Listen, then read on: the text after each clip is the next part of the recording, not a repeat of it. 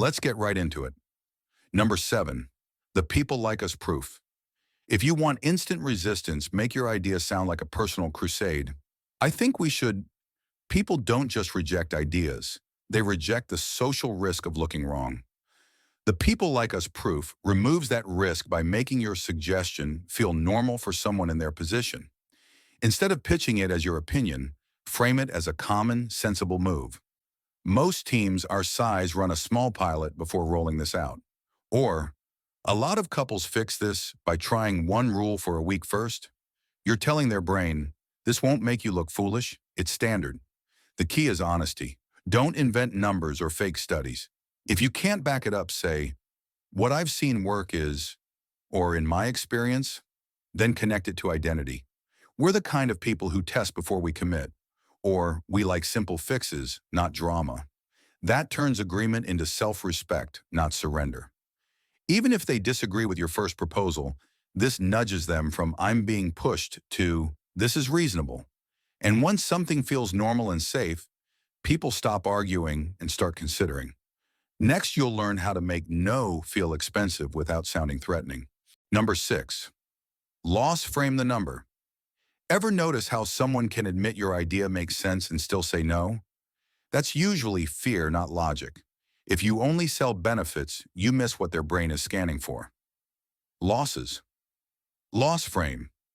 The no means you calmly show what staying the same could cost, so yes feels safer than no. Keep it grounded. Instead of this will improve results, try this prevents us from repeating last month's mess. Instead of we should talk, try if we don't talk now, this is going to blow up later. Then soften it with a respectful line. I'm not blaming you, I just don't want us paying for the same problem twice. That keeps it from sounding like a threat. Use the simple trade-off. If we keep doing X, we risk Y. If we try Z, we reduce Y. Example at home. If we keep winging weekends, we risk another fight. If we plan 10 minutes on Thursday, we protect our time. The argument trap here is exaggeration. If you go full doom and gloom, people tune out and push back. Stay realistic, short, and specific, and you'll feel the tone shift from defensive to thoughtful. Next is the close that gets a decision without cornering anyone. Number 5, the Benjamin Franklin favor. When someone disagrees with you, your instinct is to prove them wrong. That's the argument trap. The harder you push, the more they push back. The Benjamin Franklin favor flips it. You ask for a small, specific favor that turns them from critic to contributor, and contributors are easier to persuade than opponents. Try this line. Can you do me a quick favor? Help me stress test this so we don't miss anything? Or do me a favor and point out the one part that feels weakest. Keep it small and real. You're not begging, you're recruiting their judgment. Then listen like you mean it. If they give you a concern, you say, that's helpful. What would fix it? Now you're building together. Example, they say, this won't work. You say, fair. Do me a quick favor. What would have to change for it to work? If they answer they've just moved from no to brainstorming. If they shut down with nothing, stay calm and ask, what risk are you protecting us from? That usually unlocks the real objection. Even if they still disagree, this keeps things cooperative because you're protecting their ego instead of attacking it. And once you get one useful detail, you can solve the right problem instead of arguing about the wrong one. Number 4, the anchor plus 2-option close. Most arguments don't start at the beginning. They start at the finish line when you ask for a yes/no and people feel trapped. The anchor plus 2-option close gives them control while still moving the conversation forward. First, you set an anchor that sounds reasonable. Let's run a 7-day test. Then you immediately offer a second, still acceptable option. If 7 days feels like too much, we can do a 48-hour mini-test. What works for you? Now it's not agree with me, it's pick a path. This avoids the argument trap because you're not challenging their identity. You're respecting their autonomy. And if they worry about being stuck, make it reversible. If it doesn't help, we drop it. That one sentence lowers resistance fast. If they reject both options, don't debate. Ask the unlock question, what would option C need to look like for you to feel comfortable? You'll be shocked how often they start negotiating with themselves out loud. Even if they still disagree, you've moved them from stonewalling to problem solving, which is where agreement actually happens. Use this close anywhere, work, friends, family, and watch how quickly the fight disappears. Try it today with one low-stakes decision and notice the tone change in under a minute. Number 3, the micro yes ladder. The fastest way to trigger pushback is to ask for a big yes too early. The moment someone hears commit, they start lawyering every detail, and now you're debating instead of moving forward. The micro yes ladder dodges that by getting small, obvious agreements first, so the final step feels natural. It's the same reason people say okay to a small test when they'd reject a big change. Start with reality. We both want this done by Friday.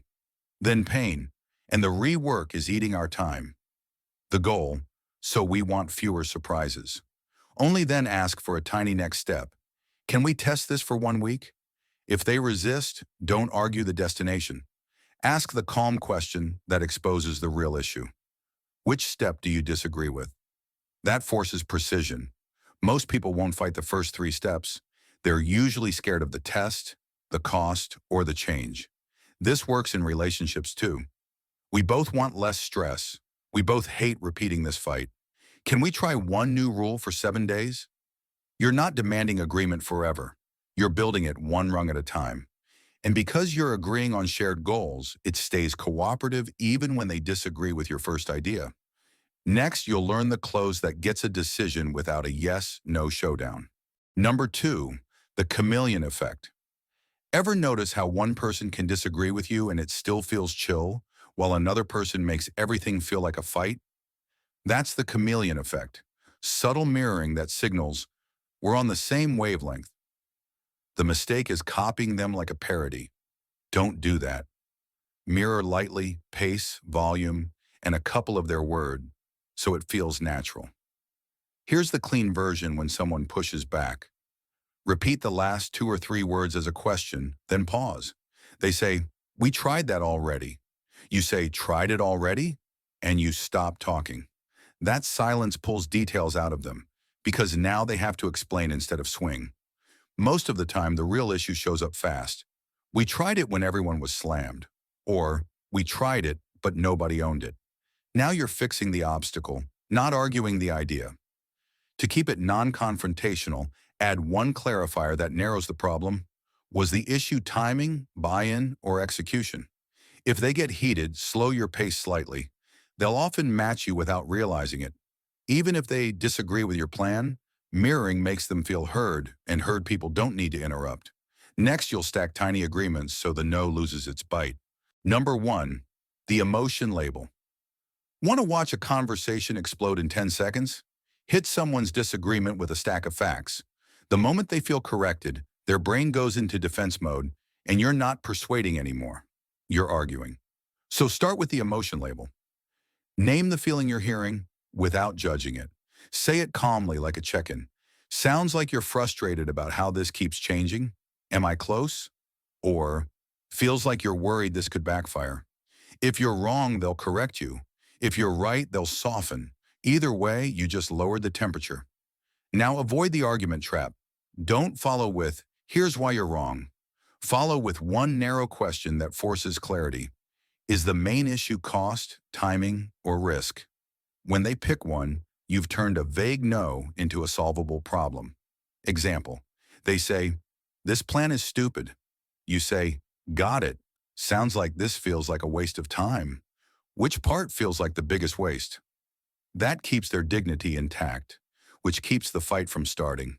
Do this first because every other trick works better once you've made the conversation feel safe. If they push back again, label it again. Sounds like you're not sold yet. Then ask, what would you need to see to feel comfortable?